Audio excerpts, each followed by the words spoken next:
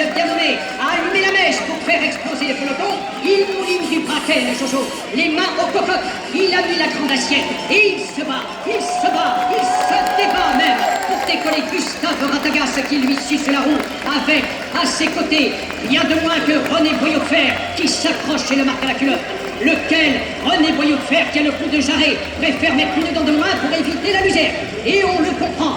Ah, quelle est belle la forêt du Puy du Fou traversée par nos coureurs. Et nos spectateurs sont venus si nombreux pour admirer les athlètes. Le public est magnifique, à l'image des champions qui se présentent devant lui. On me signale que Jaco Larondel vient de descendre à la cave avec sa chute de ballon contrôle dans le champ du père Fauchet. Mais le voilà qui tire sur la meule pour rattraper son retard. Il faut dire que ça faisait un moment qu'il restait en croustille. Et quitte à mettre la chape, il met la plaque, notre Jaco. Eugène Broussard, plus connu sous le nom de l'escargot, n'a pas dit son dernier mot.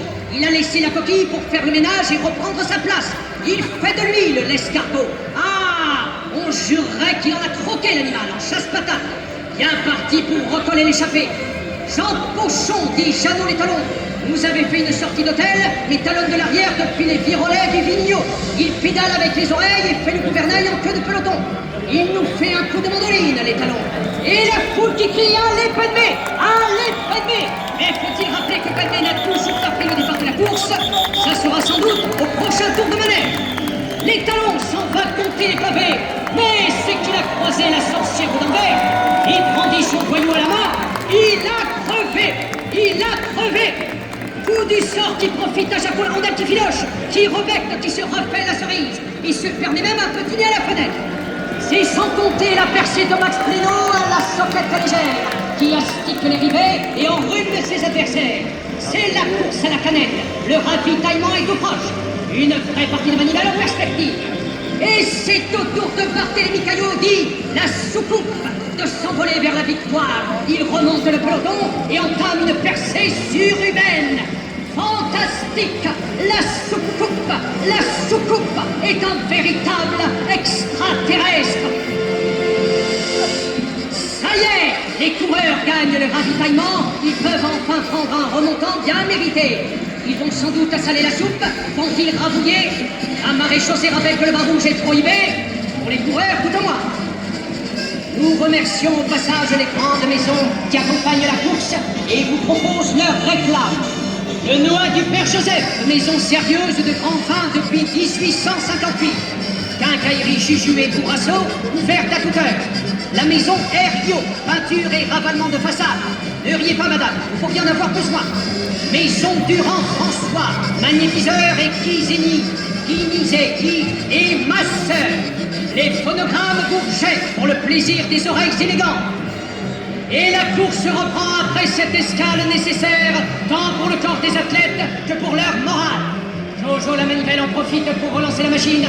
Et René Boyau de Fer fait une lessive et lance le premier le contour de Grimace. Fait le trou, suivi par Ratagas, prince de la patinette, qui se fait l'audion. Ah, ça tricote dur chez les coureurs. Ratagas ne veut pas quitter René Boyau de Fer, qui met une dent de mieux et écrase la pédale dans l'espoir de décrocher le Ratagas. Alors que Jojo le manivelle pédale dans l'huile, mais l'échappée prend l'eau. Comme l'escargot qui lui aussi prend l'eau. Un vrai fer à repasser qui en fout droit aux abysses. L'escargot va finir à la nage, alors que revoilà Max Pléno, l'inoxydable, lui qu'on croyait dans l'impasse, mais qui ressurgit la besace pleine. Quant à la soucoupe, il vient de se poser au beau milieu du peloton. Toujours une trajectoire inattendue, la soucoupe.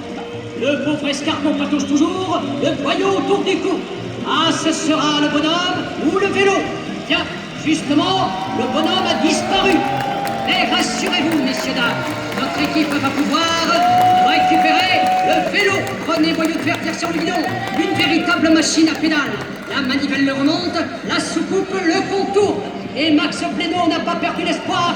Jaco Larondel retient en force pour tenter sa chance. On le croyait cuit, mais il fait la soudure, la rondelle, petit à petit. Tiens donc, l'escargot sort de l'eau. Quant à Jojo le manivelle, il fait la course en tête. Il vole vers la victoire. Allez Jojo, un dernier coup de manivelle et tu monteras sur la plus haute marche du podium. Et c'est sans surprise René Boyau de Fer qui, évitant la crevaison, arrache la deuxième place.